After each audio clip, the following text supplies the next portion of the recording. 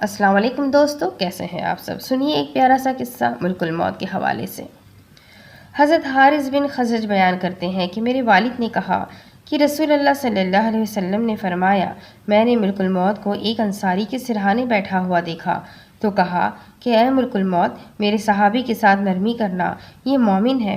ملک الموت نے عرض کیا، آپ خوش رہے، اپنی آنکھیں ٹھنڈی رکھے، کیونکہ میں ہر مومن کے ساتھ نرمی ہی کرتا ہوں۔ اے اللہ کے رسول صلی اللہ علیہ وسلم، آپ یقین رکھیں، جب میں ابن آدم کی روح قبض کرتا ہوں اور اس کے گھر والوں میں سے کوئی چیخ کر روتا ہے تو اس کی روح لے کر کھڑا ہو جاتا ہوں اور سوچتا ہوں کہ یہ کیوں رو رہا ہے۔ اللہ کی قسم، ہم نے اس پر کوئی ظلم نہیں کیا، نہ ہی وقت سے پہلے اس کی روح کو قبض کیا۔ اگر یہ اللہ کی تقدیر پر صبر کرے تو ان کو اجر ملے گا، اور اگر یہ چیخ و پکار اور واویلا کریں گے تو گنہگار ہوں گے۔ ہمیں تو آپ کی طرف بار بار آنا ہے، سو آپ احتیاط کریں۔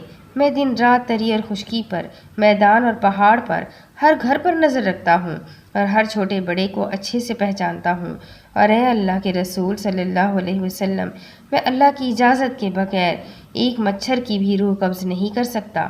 سبحان اللہ۔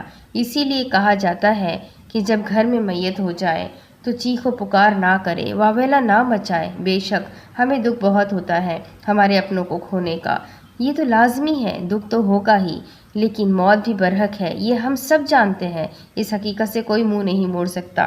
اس لیے جب کبھی کہیں موت ہو جاتی ہے، وہاں چیخ و پکار اور واویلے کی بجائے قرآن شریف پڑھا کرے، بلند آواز میں کلمہ پڑھا کرے، مرنے والوں کو سکون ملتا ہے۔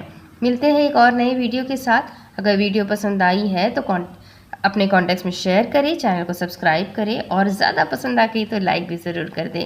ملتے ہیں ایک اور نئے ویڈیو میں، تب تک کے لیے اللہ حافظ۔